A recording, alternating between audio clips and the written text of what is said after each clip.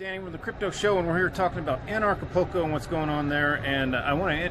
This is kind of a little short series that I'm doing for Acapulco to meet some of the sponsors and speakers and see what they're all about and what they're going to be bringing to Acapulco in the way of freedom and what their technologies or products or whatever, or how they're going to help the world. And this is Chris Guida. I've known him for a long time from Austin, Texas. Is where I first met him at the Bitcoin meetups.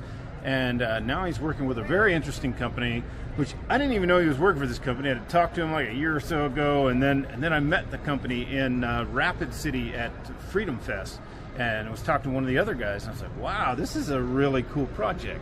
So, Chris, tell me about Start9. See, look, we both have the shirts. That's how cool we are. Yeah, cool. Thanks for the intro. So Start9 is a company that makes personal servers, just to kind of, they actually existed before I joined, about a year before I joined. I joined up in late 2020, 2021.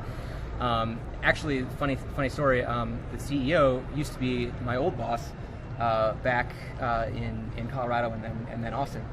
And he kind of moved to a couple different companies and then started Start9 with some partners. And I was like, whoa, this is actually a much cooler project than what we were working on before. Yeah. And so I was like, wow, these guys can really, they have a really ambitious idea and they also can execute it. And I was like, I have to join this team. So so what it is it's just it's a Raspberry Pi for now that has a custom operating system on it that we've written, and the idea is we'll be able to expand to other hardware platforms besides the Raspberry Pi, but that's, it's just basically the cheapest single board computer that you can get right now. So it's very accessible. Anybody can basically build one of these things themselves if they want, or they can buy it from us. Right. So basically, yeah, it's a Raspberry Pi. It's a personal server. That just means it sits on your shelf in your house and it runs your entire digital life. And the reason why we think this is sort of revolutionary is because it's a similar idea to the personal computer revolution in the 80s or the smartphone revolution in 2005, which actually kind of it kind of made the problem of centralization in computers a little bit worse.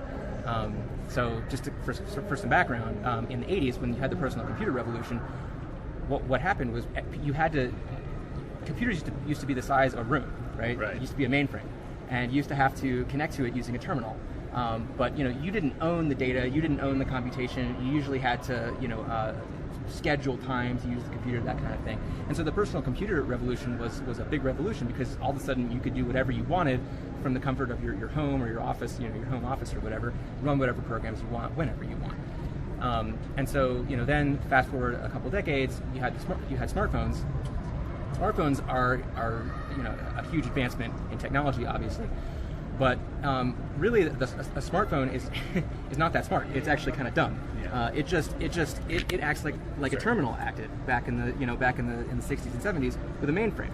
You just have this dumb device, and all it can do is ask the server, "Please do this. Please do this," and the server, usually will say, "Okay, here's your data," or "Okay, I've deleted this record," or whatever you want to do.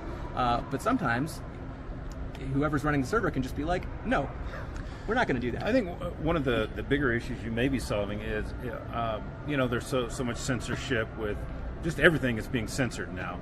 And App Store, like Google App Store, from what I've been told, I had a conversation with a guy the other day, and he said that coming up, the Google App Store will be able to actually take your Bitcoin wallet offline or backdoor. They want access to your wallet so that they can just or whatever app it is, so that they can backdoor. And what you guys actually offer is kind of an app store within this hardware. Exactly. Yeah. So this is kind of the vision of what we're trying to make. But we kind of already have an app store with about 18 services on it right now. We call them services rather than apps. Some of them are apps, but the important distinction is that you're running a service in the background and it runs 24/7. Where was I going with that? Can you just repeat what you said? Well, we're talking about all the censorship with the App Store and everything else, and how Start9 actually acts as an App Store. Yeah. So the major difference between our platform and something like Google Play is that the apps that you download from Google Play or the Apple App Store are closed source. And so, as you said, they could put a backdoor on your wallet, and they can, they could potentially steal your private keys. They can potentially monitor everything that you're doing. And even if you do run an open source, and you can compile and run an open source app and run it on an Android phone, but even if you do that, you're still running it on the Android operating system, which is spying on you. And as time goes on, they spy on you more and more and more. And so we want to disrupt that process. And basically, so all of the apps that are on our App Store are open source. And you can build them all yourself if you want. If you don't trust us to build it, you can compile it from source and you can sideload it. So I can build my own. Say I have a coin and I want to build my own app or wallet. Can I host it on yours and then access it from my phone, or do you have? I mean, how do you guys interface with the phone? Do you have an app as well? Or so back to Mexico. Yeah. So as I was saying, I mean, I just it's close to the U.S. So if I ever want to go back to the U.S., I can. It's very cheap to live here. Again, many things are less convenient than they are in the U.S., but most things are way cheaper than the U.S.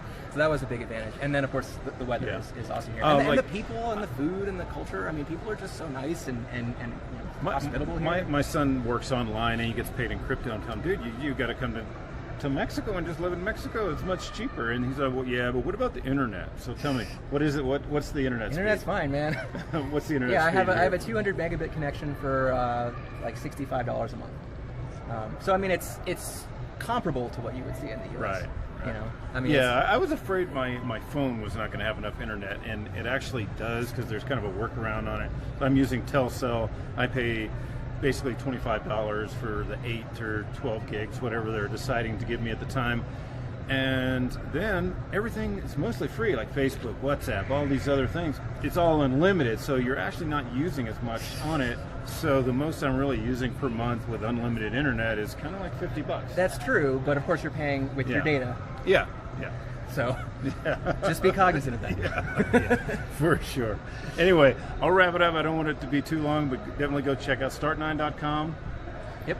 And at Anarchapulco, look for Chris and pick his brain. Yeah. Peace. Thanks, guys.